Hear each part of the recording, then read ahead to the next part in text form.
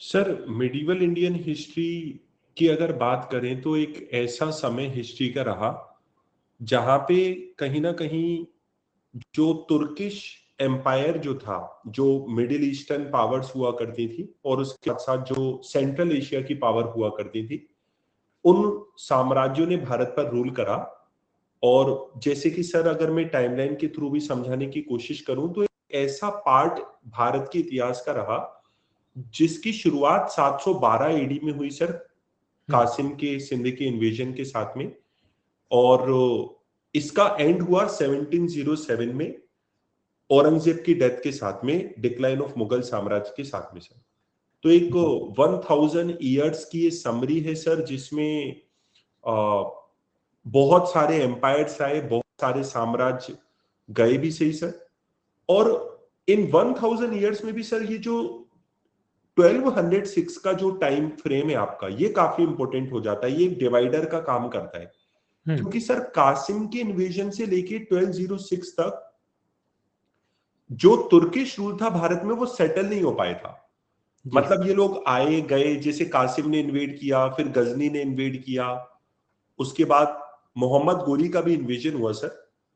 तो जैसे एक उदाहरण के रूप में मोहम्मद बिन कासिम के इन्वेजन को कहा जाता है ट्रायम्फ विदाउट रिजल्ट, मतलब बिना परिणामों की जीत। तो अरब्स आ गए, लेकिन वो अपने साम्राज्य को ज्यादा समय तक चला नहीं पाए। तो जीत प्राप्त हो गई, लेकिन उसका परिणाम ज्यादा समय तक नहीं निकला। उसी तरह से गजनी के इन्वेजन हुए, लेकिन वो लूट ज्यादा थी सर।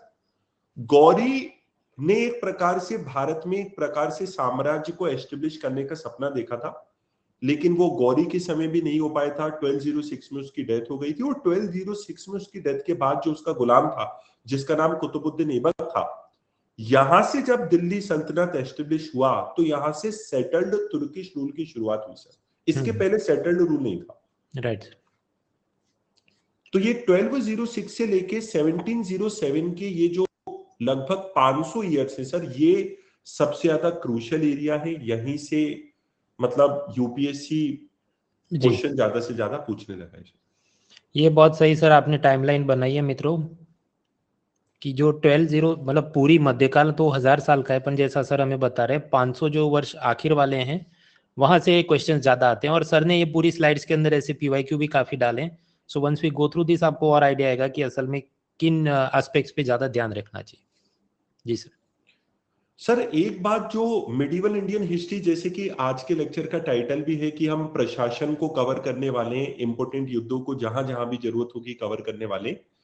तो प्रशासन को कवर करने के क्रम में सर एक बहुत इंपॉर्टेंट एस्पेक्ट हो जाता है कि जब हम प्रशासन की बात करते हैं तो हम मोनार्कियल सेटअप में एडमिनिस्ट्रेशन को देखने की बात कर रहे हैं, हम डेमोक्रेटिक सेटअप में देखने की बात नहीं कर रहे हैं सर जी। और कहीं ना कहीं सर डेमोक्रेसी का एकदम उल्टा आपका मोनार्कियल फॉर्म ऑफ गवर्नमेंट हो जाती है। जैसे कि डेमोक्रेसी में विश्वास किया जाता है कि आप सेपरेशन ऑफ पावर रखो, शक्तियों को अलग अलग रखो। डेमोक्रेसी में विश्वास किया जाता है कि पावर फ्यू हैंड्स में कंसंट्रेट नहीं होना चाहिए। वही दूसरी ओर sir, monarchial form of government में सेंट्रलाइजेशन के प्रिंसिपल पे विश्वास किया जाता है कि राजा के हाथ में पूरी शक्ति हो, पूरा केंद्रीकरण उसके हाथ में हो। सर, जैसा कि आज के दौर में तो चलता है कि power corrupts and absolute power corrupts absolutely, सत्ता भ्रष्ट करती है और परम सत्ता परम भ्रष्ट करती है।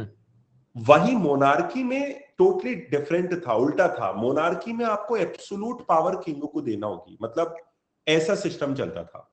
तो क्योंकि आज हम प्रशासन को पढ़ने जा रहे हैं, इसलिए सर मोनार्की से जुड़ा हुआ एक महत्वपूर्ण बात जो मैं बच्चों को बताना चाहता था वो ये है कि मोनार्कियल सेटअप जो होता है वो सेंट्रलाइजेशन के ऊपर बेस्ड होता है। अगर आप सर नेक्स्ट स्लाइड को भी देखेंगे तो कहीं ना कहीं इसके बाद वाली स्लाइड है, तो ये जैसे सर देख सकते हैं हम कि भले ही कोई भी पीरियड हिस्ट्री का रहा हो सर, एकता सिस्टम दिल्ली सल्तनत में रहा हो, नायंकर सिस्टम विजयनगर एम्पायर में रहा हो, या मनसबदारी सिस्टम रहा हो, सब में राजा ने अपने हाथ में एब्सोल्यूट पावर रखने की कोशिश करी। वो डाइल्यूट नहीं करता था अपनी पावर को, और सारे इंपॉर्टेंट अपॉइंटमेंट खुद करता था, नियुक्तियां सारी वो करता था, किसी को डिसमिस करना है वो खुद करता था। In fact sir, not only in the provincial level, central level पे सारे अपॉइंटमेंट तो वो करता ही था। प्रोविंशियल लेवल और यहां तक कि डिस्ट्रिक्ट लेवल पे भी उसी के द्वारा महत्वपूर्ण पदों की नियुक्ति की जाती थी सर। जी सर। जी, इसको मैंने अगली स्लाइड पे भी कहीं ना कहीं एक्सप्लेन किया हुआ है सर, इसकी बाद वाली स्लाइड पे। हाँ, जैसे कोई बच्चा अगर पूछे कि सेंट्रलाइज्ड एडमिनिस्ट्रेशन का मतलब क्या होता है, तो सर इसका समरी में मतलब होता है कि राजा के आगे कोई बोल सकता है क्या। तो बेसिकली बात है सर कि राजा के आगे कोई भी नहीं बोल सकता है, एब्सोल्यूट डिसीजन मेकिंग उसके पास में है, और वो पूरा कंट्रोल और अथॉरिटी रखने की कोशिश करता है, सारे इंपॉर्टेंट अपॉइंटमेंट और डिसमिसल करता है, और पावर को अपनी डाइल्यूट नहीं करता है। तो एक इंपॉर्टेंट बात सर सेंट्रलाइजेशन और एडमिनिस्ट्रेशन से रिलेटेड ये निकल के आएगी। Right sir. तो ऊपर इनका राजा का शासन था और फिर नीचे कुछ ऑफिसर्स हुआ करते थे। जी सर। अब जैसे हम बात करें सर, तो एकता सिस्टम की बात कर लें, और ये तीनों अलग अलग समय के सिस्टम है सर, लेकिन इन तीनों में काफी सारी कॉमनलिटी है। जैसे कि एकता सिस्टम दिल्ली सल्तनत में था, नायनगढ़ सिस्टम विजयनगर एम्पायर में था, और मनसबदारी सिस्टम जो था वो कहीं ना कहीं अकबर के समय में था। तो इन तीनों में कॉमन चीज ये थी सर कि ये तीनों के तीनों जो सिस्टम थे वो नोबिलिटी को और उसके साथ साथ आर्मी को या मिलिट्री एडमिनिस्ट्रेशन को करने के लिए लाए जा रहे थे।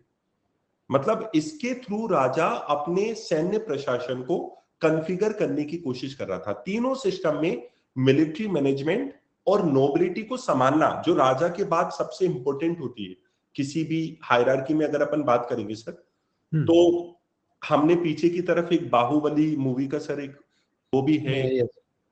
तो ये जैसे सर एक तरफ अपन को लेफ्ट साइड में दिख रहा है किंग्स और क्वींस के बाद नोबल्स हैं, तो ये यूरोप में सिस्टम चलता था। उसमें भी राजा के बाद जस्ट इंपोर्टेंट अगर कोई सबसे ज्यादा की पोजीशन होती थी तो वो नोबल्स की होती थी। और अगर बाहुबली मूवी को भी एग्जांपल के तौर पे देखेंगे तो साइड में जो बड़े बड़े लोग बैठे हुए हैं इसमें, वो भी सारे नोबल्स थे। राइट। तो और सर ये नोबल्स पावरफुल भी होते थे, ये नोबल्स रिच भी होते थे। तो पावरफुल और रिच लोगों को अपने प्रशासन में जगह कैसी दी जाए, ये राजा की कहीं ना कहीं पहली जिम्मेदारी होती थी। और उसके साथ साथ कहीं ना कहीं मिलिट्री एडमिनिस्ट्रेशन को भी संभालना। तो एकता सिस्टम, मनसबदारी सिस्टम में और नायंकर सिस्टम में सर इन तीनों को ही करने का कहीं ना कहीं प्रयास किया गया था। और जैसे कि सर इसी चीज को अगर अपन को समझना है तो नेक्स्ट स्लाइड में एक डायग्रामेटिक तरीके से सर ये कवर भी किया गया है कि किंग के पास जो टेरिटरी होती थी वो बहुत बड़ी होती थी और राजा लैंड एलोकेट कर देता था। तो आप ऐसा मान सकते हैं सर कि राजा ने प्रोविंसेस को एलोकेट कर दिया, प्रांतों को उसने एलोकेट कर दिया, लैंड को दे दिया, और उस पर्टिकुलर टेरिटरी से रिलेटेड जो भी प्रशासन होगा, आर्मी का मेंटेनेंस होगा उस क्षेत्र में, और रेवेन्यू कलेक्शन का काम होगा, वो इन्हीं ऑफिसर्स की जिम्मेदारी होती है। मतलब एक तरीके से ये उस क्षेत्र के छोटे राजा हो जाते थे।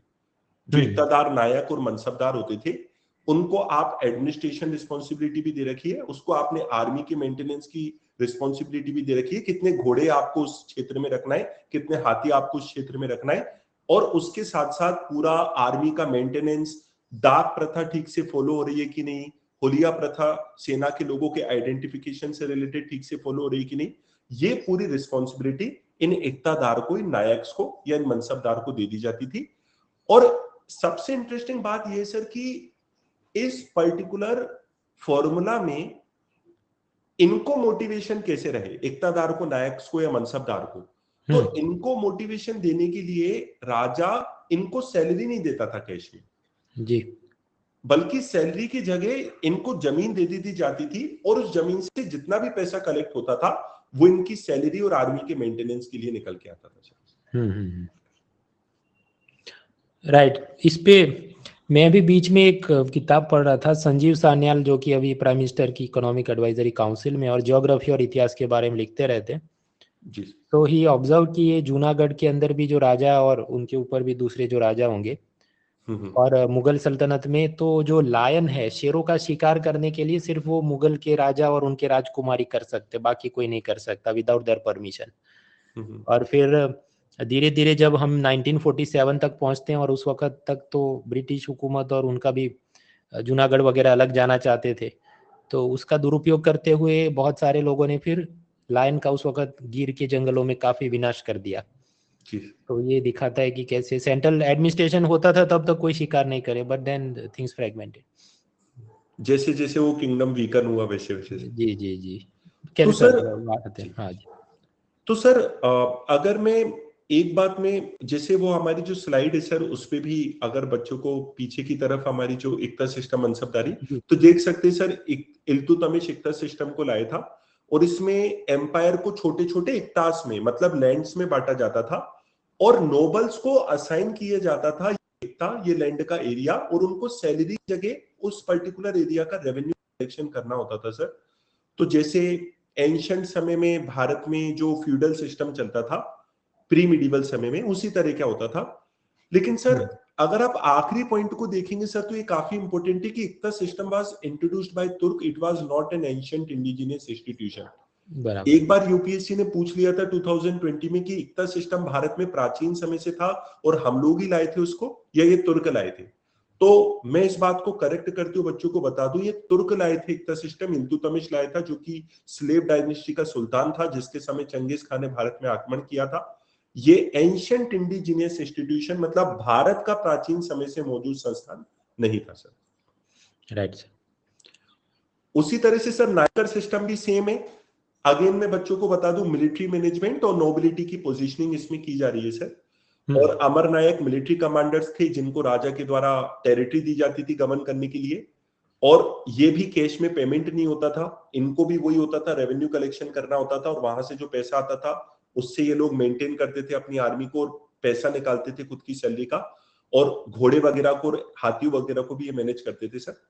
अब राजा के साथ कहीं ना कहीं एक छोटी सी समस्या ये भी इसमें निकल के आती है कि कभी कभी, जैसे वो नवाजुद्दीन सिद्दीकी का एक डायलॉग है कि कभी कभी तो मुझे लगता है कि मैच भगवान है। तो कभी कभी ये नायक को या इक्तादार को या मनसबदार को ये लगने लगा कि ओ मैं तो खुद ही राजा हूं, तो फिर क्या होगा। तो ये भी एक बहुत बड़ी समस्या थी सर, जैसे कि अगले स्लाइड में इसको क्वेश्चन के फॉर्मेट में भी दे रखा है सर। जी ये सिस्टम तो समझ में आ गया, लेकिन ये इक्तादार नायक मनसबदार अपनी शक्ति एक्सरसाइज करने लगे तो अपने को ही प्रांत का प्रमुख समझने लगे, राजा को साइडलाइन कर दिया तो क्या होगा सर। तो ये भी जी एक बहुत इंपॉर्टेंट चीज थी। तो सर इसके लिए भी वही राजा ने इन पर कंट्रोल रखा सर, और कंट्रोल रखना इसलिए जरूरी था क्योंकि मोनार्की में आप ट्रांसफर नहीं कर सकते हो, अपनी पावर डाइल्यूट नहीं कर सकते हो, आपको एब्सोल्यूट पावर अपने हाथ में रखना होगी। जैसे कि सर एक डिवाइन रूल थ्योरी होती थी, तो राजा वगैरह तो खुद को ईश्वर की परछाई भी बताते थे। बलबन ने खुद को जिल्ले इलाही बोला, मतलब मैं ईश्वर की परछाई हूं, अगर कोई मेरी बात नहीं मानेगा तो उसका मतलब है तुम ईश्वर की बात नहीं मान रहे हो। मुगल्स के समय में भी एक इजादी का कॉन्सेप्ट चलता था, जिसके बारे में सीडीएस में पूछा गया था सर कि फजल इजादी कौन लाया था, तो वो भी डिवाइन रूल थ्योरी सर थी सर। तो भले ही मनसबदार नायक और इक्तादार को राजा ने पावर दी कि तुम आर्मी रखो, तुम रेवेन्यू कलेक्शन करो, लेकिन किंग कंट्रोल भी कर रहा है सर इनको। कैसे कर रहा है? डिसमिसल और अपॉइंटमेंट राजा करता था इनकी सर। राइट। पूरे डिसमिसल, अपॉइंटमेंट, रिजेक्शन वगैरह राजा कर रहा है। इनके फ्रीक्वेंटली ट्रांसफर होते थे सर। जैसे फॉर एग्जांपल आज भी अपन कई बार देखते होंगे कि कभी भी कोई भी नई सरकार आती है तो उस समय भी काफी सारे आईएएस आईपीएस ऑफिसर के ट्रांसफर्स वगैरह भी होने लगते हैं।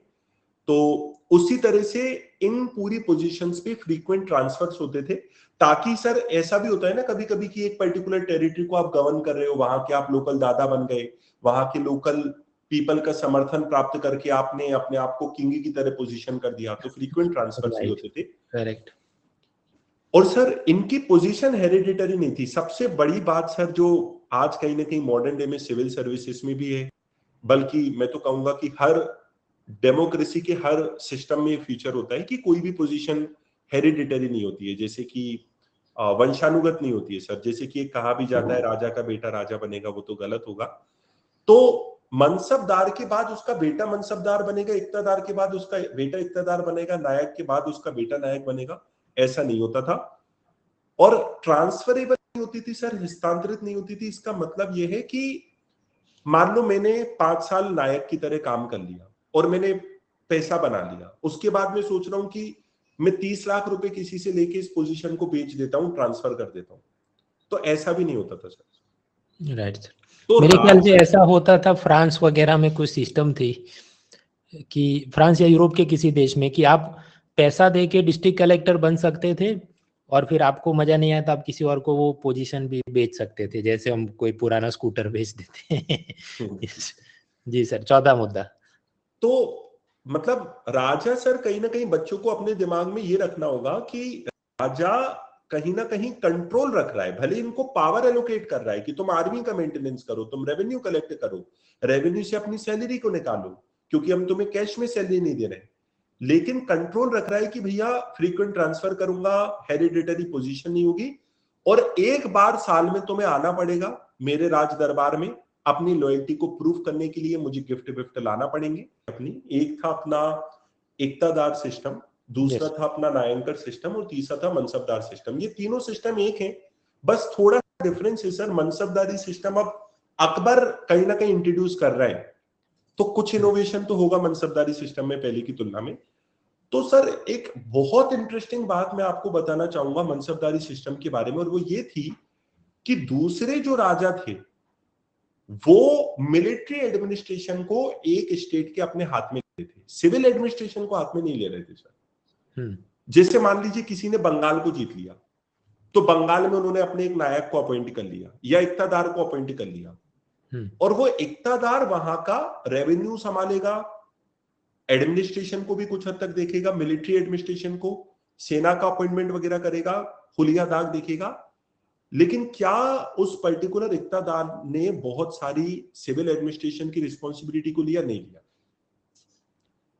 अब सर इसमें ना एक इंटरेस्टिंग चीज क्या हो जाती है कि अगर आप मिलिट्री एडमिनिस्ट्रेशन बंगाल का लेते हो और आपका राजा अगर कमजोर पड़ गया और उसने आर्मी दिल्ली वापस बुला ली, तो वहां के लोगों से आपका उतना कनेक्ट नहीं था, कनेक्ट मिलिट्रीली था, सिविल प्रशासन तो आपने ले नहीं रखा था। तो जैसी आपकी सेना वहां से दिल्ली पहुंची वो लोग भूल गए आपको। लेकिन जब आपने मिलिट्री के साथ साथ सिविल प्रशासन को भी अपने हाथ में लिया, तो वहां के लोग आपको छोड़ नहीं सकते इतने आसानी से। उसका कारण है सर कि आप सिविल जो मैटर्स होते हैं वो इंसान की डेली टू डेली लाइफ से भी जुड़े होते हैं, तलाक शादी वगैरह वाले मुद्दे।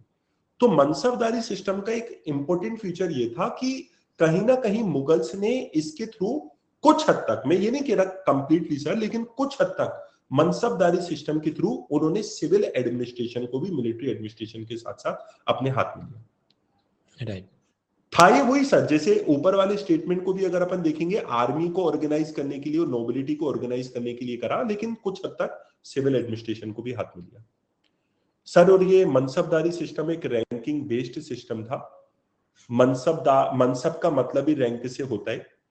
तो फॉर एग्जांपल सर कि जैसे नोबिलिटी है, अब नोबिलिटी में भी बहुत नोबल्स हैं, अब उसमें भी आपको एक हायरार्की देना पड़ेगी कि कौन बड़ा नोबल है, कौन छोटा नोबल है। जैसे कि फॉर एग्जांपल राजा मान सिंह है, तो वो एक बड़े नोबल हो गए। तो मनसबदारी सिस्टम नोबिलिटी को रैंकिंग दे रहा था, लेकिन उस नोबिलिटी में भी एक प्रकार की हायरार्की क्रिएट कर रहा था, मतलब सबको इक्वल नहीं कर रहा था सर। तो मनसबदारी सिस्टम नोबिलिटी को कॉन्फ़िगर करके उनको एक रैंकिंग ऑर्डर में बिठा रहा था। जिसकी रैंक 10 है सर, मतलब जिसको रैंक 10 किया गया है वो सबसे छोटा मनसबदार है, और ऐसा कहा जाता है कि 1000 भी हो सकती थी रैंक, किसी की 5000 भी हो सकती थी, और कुछ समय में जो मनसबदार की रैंक थी वो 7000 तक चली गई थी। और राजा मान सिंह भी सर काफी बड़े मनसबदार होते थे। मतलब अगर राजा मान सिंह की जो रैंक है वो 5000 है, इसका मतलब सबसे हाईएस्ट रैंक है सर, जो बताई कि मुगल पीरियड में जो राजपूत पॉलिसी थी वो किस तरह से इवॉल्व हो रही थी सर। क्योंकि इस प्रकार की बड़ी पोजीशंस जो थी वो कहीं ना कहीं राजपूत के लिए प्रीवियसली थ्योरी में ओपन हुई थी सर, प्रैक्टिकली ओपन नहीं हुई थी। लेकिन मुगल पीरियड में जाके एक जो राजपूत पॉलिसी डेवलप हुई, खासकर अकबर के समय सर, तो एक बात भी बोली जाती है सर कि the predecessors of Akbar followed a policy of struggle, but Akbar followed a policy of cooperation with the Rajputs, which ultimately resulted into the formation of the Mughal empire. कि एक तरफ अकबर के प्रेडेसेसर्स पूर्ववर्ती कहीं ना कहीं राजपूतों के साथ संघर्ष की नीति अपना रहे थे, वहीं अकबर ने अपने पूर्ववर्तियों की नीतियों को बदल के उसको सहयोग की नीति में परिवर्तित कर मुगल साम्राज्य का निर्माण करा। राइट। तो जी, तो सर इसमें ये जो आप बोल रहे हैं 10 है, 5000, मतलब 5000 क्या उसको घोड़े रखने हैं, सिपाही रखने हैं? 5000 का क्या मतलब है? बिल्कुल आपने ठीक क्वेश्चन किया सर, और अगली स्लाइड में यही समझाया हुआ है सर कि इसकी दो पार्ट होते थे। एक होता था इसमें जात वर्ड काफी इंपॉर्टेंट है सर, और एक सवार वर्ड काफी इंपॉर्टेंट है जी। तो मनसबदारी सिस्टम में जो जात है वो बताती है कि उस पर्टिकुलर मनसबदार की रैंक कितनी है, सैलरी कितनी दी जाएगी, उसकी हायरार्की में ऑर्डर कितना है। और जो सवार पद है वो एग्जैक्टली आप ही की क्वेश्चन का आंसर देती है सर। सवार पद बताता था कि उसको कितने नंबर ऑफ अपने साथ घुड़सवार रखने। जैसे फॉर एग्जांपल उसकी 5000 रैंक है, 5000 का मनसबदार है वो, इसका मतलब हुआ उसकी जात बड़ी है, मतलब उसकी रैंक बड़ी है, तो उसी हिसाब से उसको सैलरी भी दी जाएगी। और सवार पद 5000 है, इसका मतलब सर उसको 5000 घुड़सवार रखना होगा। तो जात का मतलब पर्सनल इनकम से है, रैंकिंग से है, और सवार का मतलब जैसे सर घुड़सवार नाम से ही अपन याद रख सकते हैं सवार, तो घुड़सवार मतलब जो घोड़े की सवारी करता है, मतलब जो उसको अपने साथ घुड़सवारों की सेना रखनी। तो सवार पद इंडिकेट करता है the number of horsemen and horses you have to keep sir. Right sir. तो और मतलब वो उसने अपनी सैलरी में से रखने या उसके एक्स्ट्रा पैसे मिलेंगे राजा सर से? वो पूरा मेंटेनेंस वगैरह को मिला के, मतलब राजा तो नहीं करता था, जैसे एक ऑफिस होता था उसके बारे में भी अपन आगे चल के देखेंगे, जो दीवान या वजीर की पोजीशन होती थी, वो पूरा मेंटेनेंस के लिए जो पैसा होता था वो कहीं ना कहीं। जी सर। और सर फिर इसमें आपने एक सर और कुछ लास्ट रैंक्स पॉइंट। बताए हैं कि जी सर। 1000 से कम हो तो आमिर है, 1000 से ऊपर है तो आमिर अल कबीर है, फिर 5000 से ऊपर है तो आमिर अल उमरा है, वगैरह हाँ सर, तो वगैरह। एक आमिर जो लिखा हुआ है ना सर, तो दोस्त mansabdar above 1000 were called as Amir al Kabir, तो उसको उमारा भी कहा जाता था। 1000 वाला जिसका 1000 या 1000 से ज्यादा की पोजीशन है उसको उमारा भी कहा जाता था। अब सर आपसे मैं शेयर करना चाहूंगा कि आप सोच रहे होंगे कि अचानक से मैं उमारा शब्द पे इतना फोकस क्यों कर रहा हूँ, क्योंकि आप भी जानते हैं सर यूपीएससी का कोई भरोसा नहीं है। आड़े टेढ़े शब्द जो होते हैं उनको पकड़ के वो कुछ ना कुछ पूछते रहते हैं अक्सर। मुगल एडमिनिस्ट्रेशन में अभी आप डीप डाइव कर रहे हैं। तो सर ये मुगल एडमिनिस्ट्रेशन काफी इंटरेस्टिंग है सर, यहाँ से प्रश्न डेफिनेटली बन सकते हैं। बच्चों को ये ध्यान रखना चाहिए कि 2010 से लेके 2019 के बीच में यूपीएससी ने केवल 15 सवाल पूछे थे सर, 2009 से 19 तक मिडिवल हिस्ट्री से। मतलब ऑन एन एवरेज एक दो सवाल आ रहे थे, लेकिन 2020 से लेके 23 के बीच में सर ऑन एन एवरेज हर साल 4 सवाल आ रहे हैं। मतलब 16 क्वेश्चन पिछले साल 4 सालों में आ चुके हैं सर। तो जी सर, तो मतलब ट्रेंड बदल गया, जो 10 सालों में उसने जितने पूछे 4 साल में उससे ज्यादा पूछ लिए। तो राइट। बच्चे नहीं तो सर वो स्पेक्ट्रम और बिपिन चंद्र पढ़ते रह जाते हैं, मॉडर्न को बहुत इंपॉर्टेंस देते हैं, देना भी चाहिए, लेकिन मिडिवल को स्किप नहीं करना है, इसका भी अपन को बात पता लगती है। Right sir. और जब मिडिवल की बात करते हैं तो मुगल्स की बात करते हैं, और मुगल्स की बात करते हैं तो ये 5 इंस्टीट्यूशंस काफी इंपॉर्टेंट है। और 5 को भी अपन 4 कर देते सर। एक्चुअली जो वकील नाम का इंस्टीट्यूशन था ये सर दिल्ली सल्तनत के समय से ही चलता हुआ आ रहा था, लेकिन वकील नाम का इंस्टीट्यूशन एक प्राइम मिनिस्टर की पोजीशन की तरह होता था। अब हुआ क्या था सर, आपको भी पता होगा कि जब अकबर ने पानीपत के सेकंड बैटल को लड़ा था तब अकबर की आयु शायद 13 इयर्स की थी। तो Bairam Khan acted as the regent of Akbar, मतलब क्योंकि 13 साल के अकबर युद्ध नहीं लड़ सकते थे, तो अकबर के शुरुआती 5 इयर्स में बैरम खां ने कहीं ना कहीं चीजों को संभाला था। पानीपत के सेकंड बैटल में अकबर की जीत बताई जाती है, लेकिन अकबर ने वो युद्ध नहीं लड़ा था, वो बैरम खान ने लड़ा था जो अकबर के संरक्षक थे। अब हुआ क्या सर, अकबर 13 से लेके 18 की उम्र में, मतलब 1556 से 61 के बीच में, एज तो ज्यादा थी नहीं, तो इस समय मुगल एम्पायर भले ही अकबर के हाथों में था लेकिन चला रहे थे उसको बैरम खान।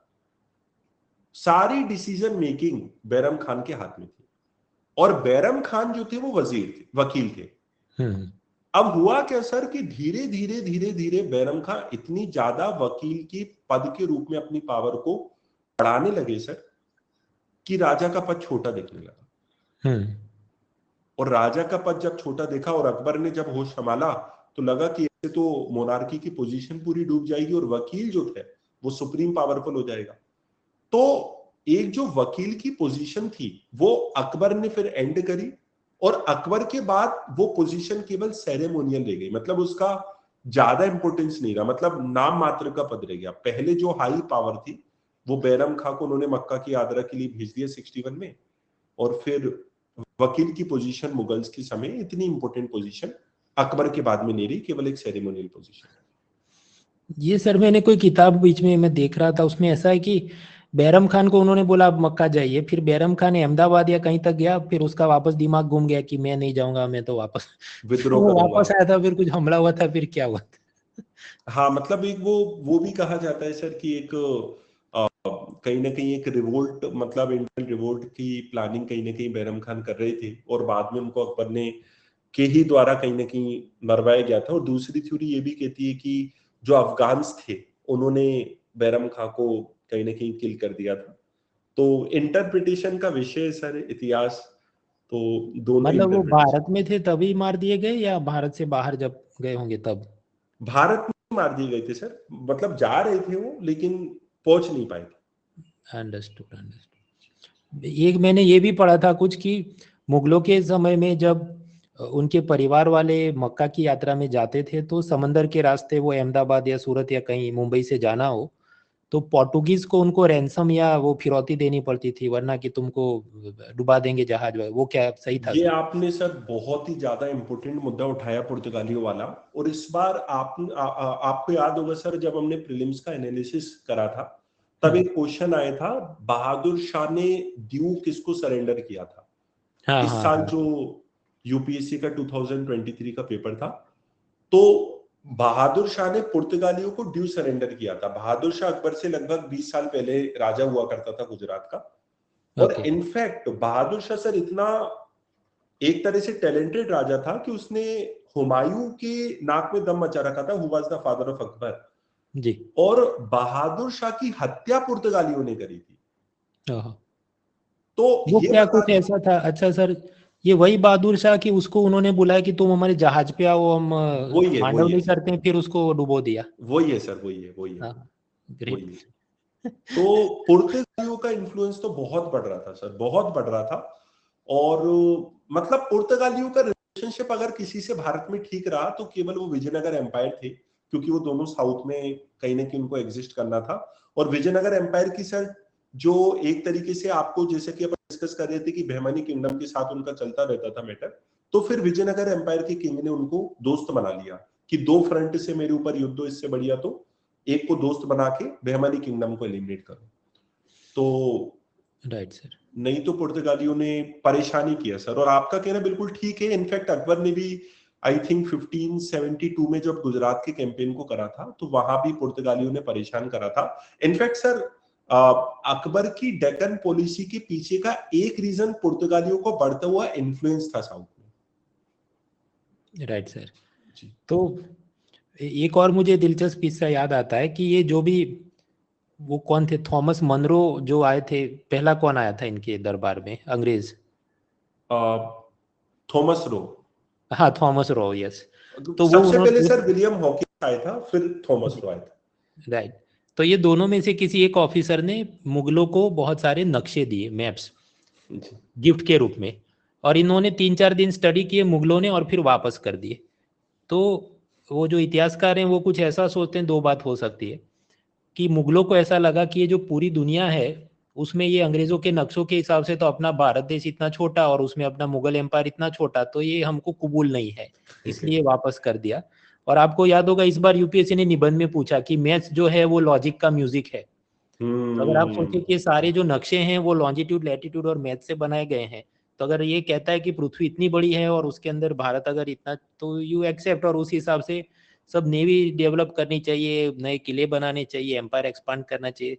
लेकिन वो लॉजिक को ना सुनते हुए अपनी मौज में रहे आदमी, तो फिर ये तब की सर बात है, फिर धीरे धीरे पतन होता है। हो सकता है कि अकबर उस समय नक्शा अकबर को दिखाया जाता तो एटीट्यूड दूसरा रहता। अब जी। जहांगीर तो सर उतना स्ट्रांग तो नहीं, मतलब जितना अकबर का स्ट्रेंथ थी उतनी जहांगीर की नहीं थी। तो ये भी एक रीजन हो सकता है कि राइट। उस चीज का फर्क पड़ा उसे। हाँ सर, वापस आते हैं इस मुद्दे पे जी। तो तो वकील की सर पोजीशन तो हाँ, उन्होंने खत्म हो बंद करवा दी, या उसे गवर्नर जैसा सेरेमोनियल कर दिया, पावर दे दिया। सेरेमोनियल हो गया जी सर। और ये पोजीशन फिर बाद में तक भी सेरेमोनियल ही रहेगी, कभी ये रिवाइव नहीं हो पाएगी सर। दूसरी पोजीशन जो वजीर की है, दीवान की है, फाइनेंस मिनिस्टर बोल सकते हैं सर इनको। और अगर मैं सिंपल भाषा में समझाऊं सर इसके बाद वाली स्लाइड है सर। तो जैसे कि सर पैसा भी आपको दिख रहा होगा वजीर के साथ में, दीवान के साथ में, तो इनकी जो पोजीशन है वो रेवेन्यू की है, राजस्व से जुड़ी हुई चीजें देखते हैं, वित्त से जुड़ी हुई, ऑडिटिंग से जुड़ी हुई, अकाउंटिंग से जुड़ी हुई। तो वजीर की पोजीशन जो है वो सेंट्रल लेवल पे सर 4 ऑफिसर है, वजीर है, मीर बख्शी है, मीर समा है, सदर सदर, चारों इक्वल है, लेकिन वजीर is the first among equals. Correct. जैसे कि सर मोनार्की में एक बात बोली भी जाती है, मोनार्की में नहीं जनरली भी एक बात बोली जाती है कि किसी भी देश की जो ताकत होती है वो 2 चीजों में होती है, एक उसका पैसा, दूसरी उसकी आर्मी। आज के देश में अमेरिका की बात करें तो डॉलर रिजर्व करेंसी है वर्ल्ड की सर, और उसकी जो मिलिट्री एक्सपेंडिचर है वो कई देशों का मिला के इतने मिलिट्री एक्सपेंडिचर नहीं है जितना अमेरिका का अकेले। तो पैसा और आर्मी, तो पैसा बहुत इंपॉर्टेंट था सर। इसलिए भले ही मुगल एडमिनिस्ट्रेशन में राजा के बाद पूरी जो सेंट्रल लेवल के आपके मिनिस्टर है सबकी पोजीशन इक्वल है, लेकिन वजीर या diwan is the first among equal sir, first among equal. Right. और सर जो हम पीछे डिस्कस भी कर रहे थे, राजपूत पॉलिसी बहुत इंपॉर्टेंट पिलर था मुगल एडमिनिस्ट्रेशन का, वो पिलर हटा दोगे तो मुगल एडमिनिस्ट्रेशन ढह जाएगा। औरंगजेब ने वही गलती करी सर कि जिस पिलर के ऊपर मुगल्स खड़े हुए थे, मुगलों का प्रशासन खड़ा हुआ था, औरंगजेब ने उस पिलर को हिला दिया तो वो गिर गया। तो इस चीज का सबसे बड़ा एग्जाम्पल है कहीं ना कहीं एक राजपूत के द्वारा राजा के बाद सबसे बड़ा पद लिया जाना, दीवान का पद, जो कि लिया गया था राजा टोडरमल के द्वारा। जी जी जी। तो वो फाइनेंस मिनिस्टर हुआ करते थे सर, और राजा के बाद सबसे पावरफुल पोजीशन थी। तो कहीं ना कहीं ये बताता है कि एक ट्रस्ट डेवलप हो रहा था उस चीज में सर। और बाकी सर दीवाने खालिसा, दीवाने टन, दीवाने जहांगीर, दीवाने बुतवित, इससे मैं ये कहने की कोशिश करना चाह रहा हूं सर कि जितने भी दूसरे ऑफिसर्स होते थे, भले वो प्रोविंशियल लेवल पे हो, भले वो डिस्ट्रिक्ट लेवल पे हो, वो काम जो करते थे वो दीवान के अंडर करते थे या वजीर के अंडर करते थे, डिस्ट्रिक्ट और वो लेवल के ऑफिसर। राइट। फिर ये मीर बख्शी जो सब एक था टाइगर जेम्स बॉन्ड टाइप का काम करता होगा। जी जी जी सर। तो पहली बात ही वही लिखी हुई है, इंटेलिजेंस और इंफॉर्मेशन, जैसा कि आप बोल रहे हैं। और जैसा कि मैं बोल रहा था सर थोड़ी देर पहले कि 2 चीजों में पावर होती है, एक पैसा, दूसरा आर्मी। तो पैसे की हमने बात करी, टोडरमल साहब की, वजीर की, दीवान की। और अगर हम बात करेंगे आर्मी की, मीर बख्शी। अब सर बच्चे कंफ्यूज हो रहे होंगे कि मुगल पीरियड में जो आर्मी थी वो तो मनसबदार देखता था, तो फिर ये मीर बख्शी कौन आ गया? तो मीर बख्शी जितने सैकड़ों हजारों मनसबदार से मुगल एडमिनिस्ट्रेशन में, उनका भी बॉस। ओके जी सर। और बहुत इंटरेस्टिंग चीज जी सर। यस, मेरे ख्याल से वो आपने एक स्लाइड में कुछ बताया भी, खैर वो बाद में आएगी तो पहले इसको समझ लेते हैं। यस। तो मीर बख्शी सर सारे मनसबदार को कंट्रोल कर रहा है, मतलब सारे के सारे मनसबदार को कंट्रोल कर रहा है। एक इंटरेस्टिंग चीज ये है सर कि मीर बख्शी एक तरह से थर्ड इन द कमांड है। तो पहले हो गया किंग, उसके बाद हो गया फाइनेंस मिनिस्टर, और उसके बाद हो गया Mir Bakshi, second third in command. तो सर इसके हाथ में भी तो आर्मी है। जैसा कि हमने पीछे पढ़ा कि राजा को तो अपने हाथ में पूरी पावर रखना होगी, राजा के आगे कोई बोल सकता है क्या? अब मीर बख्शी राजा से बड़ा बन गया तो क्या करें? तो आप देखिए सर कि किस तरह से पूरा सिस्टम बिठाया गया है कि पूरा मैनेजमेंट जो है मनसबदार्स का वो कर रहा है मीर बख्शी, लेकिन अपॉइंटमेंट और डिसमिसल किंग कर रहा है। सजेस्ट कर सकता है मीर बख्शी कि सर आप इसको ले लीजिए, ये मैं आपको 25 नाम दे देता हूं, आप कोई भी 5 नाम बता दीजिए, लेकिन पूरे अपॉइंटमेंट किंग के द्वारा किए जा रहे हैं, जो कि सेंट्रलाइजेशन का एक बहुत इंपॉर्टेंट फीचर होता है सर। Correct sir. फिर ये मीर सामान, तो ये मीर सामान सर इंपॉर्टेंट इंस्टीट्यूशन था। सामान से बच्चे याद रख सकते हैं रॉयल हाउस होल्ड, स्टोरेज और फैक्ट्री से रिलेटेड ये होता था। एक बार सर यूपीएससी ने 2 साल पहले, जैसे कि वो हैबिट है टेक्निकल कीवर्ड्स, तो एक पूछा था औरंग मुगल पीरियड में क्या होता था, तो वो स्टोरेज वगैरह से रिलेटेड होता था सर। कारखाना होता था औरंग, AURANG ऐसा जी कुछ जी। था। तो मेरे समान उनका फैक्ट्रीज का होम मिनिस्टर की तरह है सर मेरे समान। और सदर सर दिल्ली सल्तनत में भी ये वोकेबलरी आएगी, सदर और सदर। और ये सदर और सदर जो था वो रिलीजन, एजुकेशन, जुडिशरी और शरीयत के कानून से रिलेटेड। कभी कभी ऐसा भी हो जाता था सर कि जैसे अगर कोई राजा समझदार होगा तो वो ऐसा नहीं करेगा कि वो रिलीजन को और जुडिशरी को एक साथ रखे, तो वो कभी कभी दोनों डिपार्टमेंट को अलग भी कर देता था।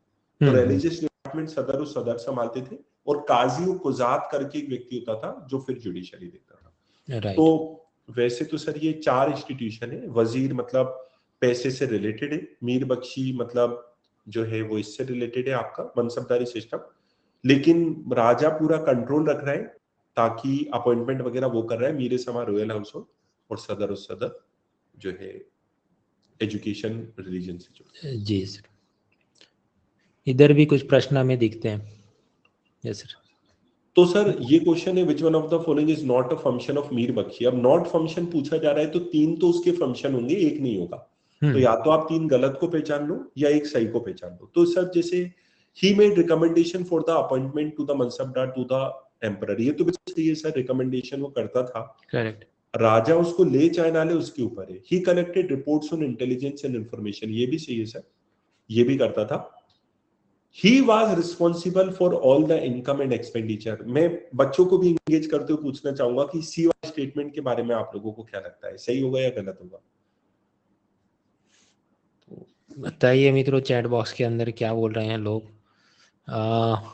मनीष, रेखा, हर्ष, अजीत, शुभम, कबीर, बिनू, शत्रुघ्न, विकास, ये सब लोग बोले नहीं। हाँ सर, तो जम बिल्कुल नहीं रहा है टोन में।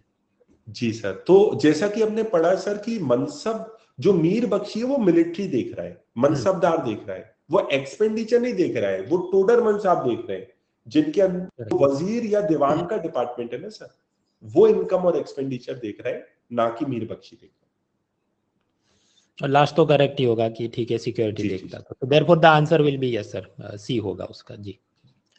फिर एक और प्रश्न ऐसा पूछा गया सर, ये भी हम करा चुके हैं, जैसे कि ये सेकंड स्टेटमेंट अपन बात भी कर रहे थे सर, एकता सिस्टम एंशिएंट इंडिजिनियस इंस्टीट्यूशन है। अरे कहां से एंशिएंट इंडिजिनियस इंस्टीट्यूशन हो गई? ये तो सर तुर्क लाए थे, तो सेकंड वाला स्टेटमेंट आपका गलत हो जाएगा sir. Correct. The office of Mir Bakshi came into existence during the reign of Khilji sultan of Delhi. तो अपन ने ये भी पढ़ा सर, ये भी गलत होगा, क्योंकि मीर बख्शी का ऑफिस मुगल्स के समय आया था, ना कि ये खिलजी सुल्तान के समय आया था। तो अपने पास एक ही ऑप्शन बचता है सर, ए, वो सही हो जाएगा सर। जैसा कि centralised administration with king at the absolute head, मतलब सब कुछ राजा तय कर रहा है। इनफैक्ट एक और बात बताना चाहूंगा सर, ना केवल मनसबदार, एक वोकेबलरी होती थी जो एक तरीके से जो बॉडीगार्ड्स वगैरह राजा के बड़े करीब होते थे, जो नजदीकी होते थे, उनको भी राजा के द्वारा अपॉइंट किया जाता था। सर अगर आप थोड़ा अगर आप आगे की स्लाइड में जाएंगे तो जैसे यहाँ पे देखने को मिल रहा है अहादीस। तो अहादीस जो एकदम नीचे नीचे से जो ट्रूपर्स और बॉडीगार्ड्स थे, इनका अपॉइंटमेंट भी मतलब किंग एब्सोल्यूट हेड है सर। और अगर अपन उसी स्लाइड को देखेंगे सर, तो कहीं ना कहीं राजा ने system of check and balance भी क्रिएट कर रखा था। अब सर एक इंटरेस्टिंग चीज ये है कि मनसबदारी सिस्टम में मीर बख्शी मनसबदारी सिस्टम को देख रहा है कि भाई मनसबदार अपने रैंक के अकॉर्डिंग घोड़े रख रहा है कि नहीं, उतनी आर्मी रख रहा है कि नहीं, रिक्रूटमेंट ठीक पे कर रहा है कि नहीं, राजा को अपॉइंटमेंट के लिए लिस्ट क्रिएट करके दे रहा है, लेकिन सैलरी उसकी क्रेडिट जो है वो वजीर कर रहा है सर। राइट, जो फाइनेंस मिनिस्टर था। हाँ, तो आप देखिए सर, अपॉइंटमेंट किंग कर रहा है, मैनेजमेंट मनसबदार कर रहा है, सैलरी क्रेडिट वजीर कर रहा है। करेक्ट, जस्ट लाइक मतलब जो प्रेसिडेंट है वो नियुक्ति करता है, आईएएस ऑफिसर का काम पर्सोनल मिनिस्ट्री देखे, पर सैलरी फाइनेंस मिनिस्ट्री से आती हो। जी। सो सेंट्रलाइज एडमिनिस्ट्रेशन, जहाँ पर राजा सबसे ज्यादा पावरफुल था और सारे अपॉइंटमेंट डिसमिसल के डिसीजन वही लेता था। उसके बाद सर अकबर की पॉलिसी।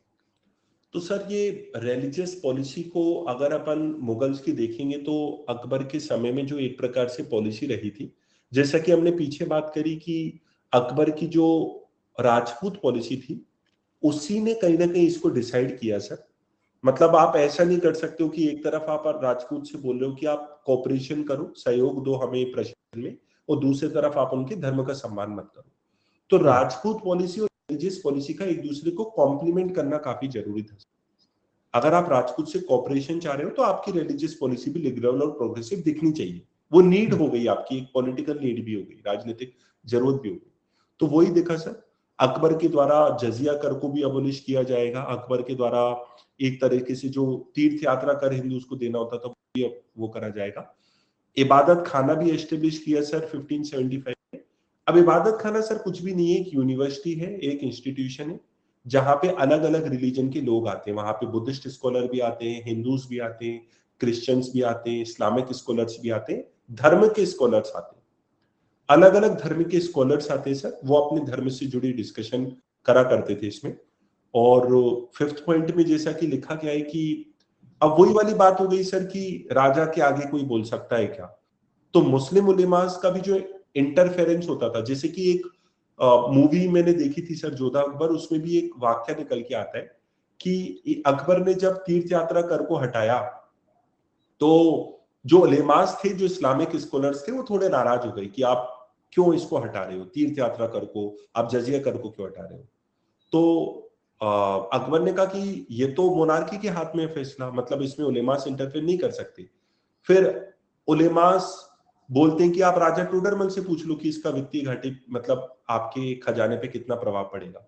फिर अकबर पूछते हैं राजा टोडरमल से, और राजा टोडरमल भी बोलते हैं कि नुकसान तो होगा, लेकिन फिर भी अकबर बोलते हैं कि कौन सा कर लगेगा कौन सा नहीं, ये राजा के क्षेत्र में आता है, तो कृपया करके उलेमास इस पर्टिकुलर मुद्दे पे इंटरफेयर ना करें। वही सर एब्सोल्यूट पावर किंग के जो हाथ में है, तो उलेमास का इंटरफेरेंस भी पसंद नहीं था। इनफैक्ट अकबर ने इस मुद्दे के बाद एक घोषणा जारी कर दी, फतवा पढ़वाना शुरू कर दिया, जिसमें बोला जाता था कि Akbar is superior to ulemas. जैसे जो सिक्स्थ पॉइंट है, वो सिक्स्थ पॉइंट यही बताता है कि अकबर जो है वो एब्सोल्यूट पावरफुल है, मतलब he is even superior than the ulemas. क्योंकि जब उलेमास ने इंटरफियर करा तो उन्होंने कहा कि ठीक है, मैं आपको आपकी पोजीशन से एक बार बता देता हूं कि मैं कहां हूं। तो अकबर ने कहीं ना कहीं अपने आप के नाम का एक खुतबा पढ़ाया। अब ये सारी चीजें सर पूछी जा चुकी है प्रीवियस ईयर्स में, तो इम्पोर्टेंट हो जाए। फिर सर ये दीन इलाही था धर्म, वो तो विद्यार्थियों को पता होगा। जी ये सुलूह ए कुल क्या है? सर, सुलह कुल की पॉलिसी एक यूनिवर्सल पीस यानी कि सार्वभौमिक शांति की नीति है। और ये इसके ऊपर ज्यादा डिटेल तो मैं नहीं करूंगा सर, लेकिन बच्चे ना कंफ्यूज होंगे जब उनको यूनिवर्सल पीस और यूनिवर्सल टॉलरेंस दोनों ऑप्शन में दिखेगा जी, क्योंकि दोनों काफी क्लोज वर्ड है। तो इसलिए मैं इसको लाया कि सुलह कुल की policies related to universal peace. हाँ ऐसा कुछ एक बार एमसीक्यू भी कुछ आ चुका है। जी तो सर, तो ये यूनिवर्सल यूनिवर्सल। पीस, जी sir. Okay that is the answer. Right sir, इसके बाद कुछ और भी एमसीक्यू थे जो अनुज सर अपने क्लासेस में और उसकी चर्चा करेंगे। बाद के जो राजा हैं उनके थोड़ा परिचय लेते हैं ताकि मतलब आज ऐसा लगे कि मिडाइवल का हमें एक अंदाजा आ गया। तो सर ये शेर शाह सूरी, इनके बारे में देखो कुछ। सर, शेरशाह सूरी के बारे में एक बात कही जाती है सर कि ही वाज द एक तरीके से अकबर का अग्रगामी कहा जाता है। मतलब एक होता है सर कि टेक ऑफ प्लेटफॉर्म आपने बिल्ड कर दिया, उसके ऊपर फिर आने वाले समय में लोग बिल्ड करते हैं। टेक ऑफ मतलब नींव आपने भरी और उसके ऊपर एक इमारत किसी और ने खड़ी करी। तो शेरशाह सूरी को कई सारे इतिहासकार बोलते हैं कि अकबर का अग्रगामी था। मतलब अकबर ने बाद में चल के जो पॉलिसीज को फॉलो किया उसकी शुरुआत कहीं ना कहीं फरीद ने की थी, शेरशाह सूरी ने करी थी। और सर बड़ी गजब की बात है, मतलब मैंने लगभग जितनी भी मेरी आयु है सर उसमें थोड़े बहुत जितने भी इतिहास को पढ़ा, कभी अपनी लाइफ में सर, अपनी लाइफ में पूरी हिस्ट्री जो भी पढ़ी है सर, 5 साल की ईयर्स में कभी किसी राजा ने इतने रिफॉर्म्स करे हो, हर क्षेत्र में रिफॉर्म्स करे हो, ये कभी नहीं देखा सर। आप किसी भी क्षेत्र को उठा लीजिए सर, जैसे कि अगली स्लाइड में है भी सही, आप अगर बात करेंगे कम्युनिकेशन की, तो इसने सर डाकघर बनवाए थे जिनको सराइज कहा जाता था। 1700 से भी ज्यादा सराइज थी सर, 1700 से भी ज्यादा पोस्ट ऑफिस। आज भी बिहार में वो सराइज देखने को मिल जाएंगी। और ये सराइज सर पोस्ट ऑफिस का काम भी करती थी और ये रेस्ट हाउसेस का काम भी करती थी, दोनों काम करती थी। तो कम्युनिकेशन के लिए हो गया। आप रेवेन्यू की बात कर लो, सारे टैक्स हटा दिए, 2 टैक्स चले सर। जो इंडिया की करेंसी जिसका नाम रुपया है वो शेरशाह सूरी ने चलाई थी, सिल्वर कॉइन के रूप में शेरशाह सूरी ने चलाई थी। तो रेवेन्यू में भी इसने रिफॉर्म करा सर। ट्रांसपोर्टेशन में इसने जीटी रोड बनवाई, ट्रांसपोर्टेशन में भी इसने जीटी रोड बनवाई थी। जुडिशरी के क्षेत्र में भी इसने काम किया था, वेलफेयर क्षेत्र में भी इसने काम किया, प्रशासन को भी इसने सेंट्रलाइज्ड बनवाया। तो 5 साल के कार्यकाल में रेवेन्यू, कम्युनिकेशन, ट्रांसपोर्टेशन, जुडिशरी और आप एडमिनिस्ट्रेशन को सेंट्रलाइज करने के लिए जितने स्टेप्स उठा रहे हो उतना कभी भी नहीं हुआ। तो मैं बच्चों से यही कहना चाहूंगा सर कि अपनी जो स्टडी है उसको आप सिलेक्टिव मत कीजिए, और ऐसा मत करो कि जिन राजाओं के बारे में आपने 10th क्लास तक सुना था उनके बारे में पढ़ो। यूपीएससी का ट्रेंड ऐसा नहीं होता है।